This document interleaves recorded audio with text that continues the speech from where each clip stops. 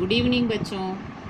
समास जो चैप्टर है वो कंप्लीट हो गया है। समास की परिभाषा, भेद के उद्भेदों के उदाहरण भी आपको बहुत अच्छे से समझा दिया गया है। आज मैं जो बताना चाहूँगी वो ये है कि एक ऐसा शब्द होता है, कभी कभी वो शब्द एक नहीं दो समास उसमें होते हैं। अब तुम्हारे अंदर बहुत कन्फ्यूज़न की स्थिति होती है कि हमें कौन सा समास लिखना है। मैंने क्लास में भी बताया है कि बेटा जैसा विग्रह होता है वैसा ही समास का नाम भी होता है। तो अभी उनमें जो अंतर है वो अंतर तुम्हारे सामने स्पष्ट करती हूँ। जैसे कर्मधारय और बहुव्रीहि समास में क्या अंतर है। कर्मधारय समास के दोनों पदों में विशेषण विशेष या उपमेय उपमान का संबंध होता है, जबकि बहुव्रीहि समास के दोनों पद मिलकर किसी तीसरे पद की ओर संकेत करते हैं। जैसे विशेषण जिसकी विशेषता बताई जा रही है विशेष्य होता है, जिससे विशेषता बताई जा रही है विशेषण होता है। ठीक ऐसे ही उपमेय और उपमान में होता है। विशेषण विशेष्य में विशेषता होती है, उपमेय उपमान में उपमा मीन्स तुलना होता है, तुलना किया जाता है। ठीक, अब एक शब्द देखो, नीलकंठ है, 2 बार लिखा है और उसी नीलकंठ को यहाँ कर्मधारय भी बताया है, उसी नीलकंठ को बहुव्रीहि भी बताया है।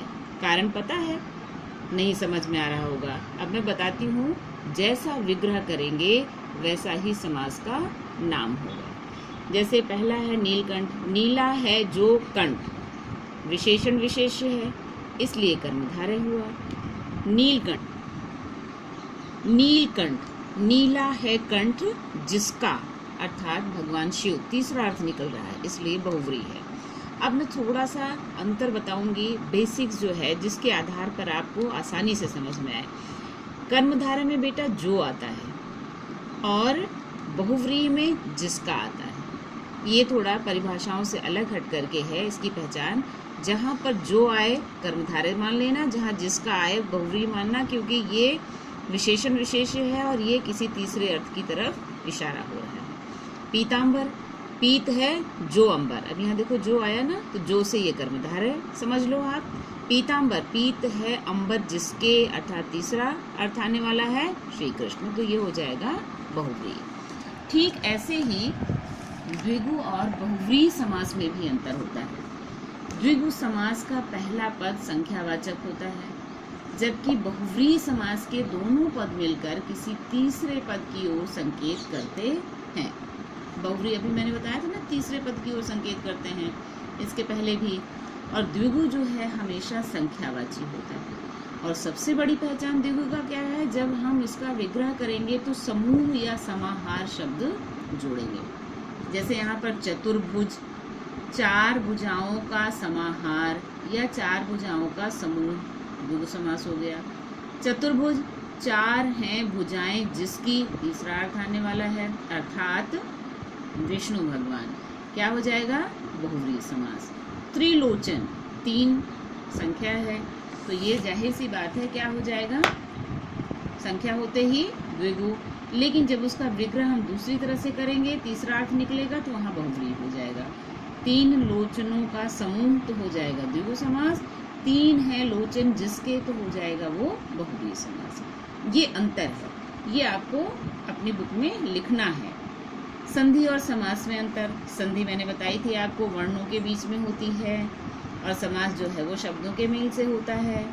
संधि में वर्णों के योग से वर्ण परिवर्तन होता है, जबकि समास में ऐसा नहीं होता। समास में बहुत से पदों के बीच परसर, कार की जो विभक्तियाँ होती है ना, कर्ता ने कर्म को, उसका लोप हो जाता है। अनेक शब्दों में संधि व समास दोनों होते हैं, ये मैंने आपको पहले भी स्पष्ट कर दिया था। देखो यहाँ संधि हुई है और यहाँ जन्मांध में संधि भी हुई है और समास भी हुआ है। तो ये जो कुछ सूक्ष्म अंतर हैं उसको जानना जरूरी होता है। जैसे आप इसकी समझ रख लेते हैं वैसे आपको विग्रह या समासपद करने में, बनाने में कोई मुश्किल का सामना नहीं करना पड़ता। ठीक, करें और सीखें। अब यहाँ देखो प्रश्न है कि आपको लिखना है, आपकी बुक में है, समास किसे कहते हैं, मैंने ऑलरेडी होमवर्क में सेंड कर दिया है। किसे कहते हैं समास, और बताया भी था।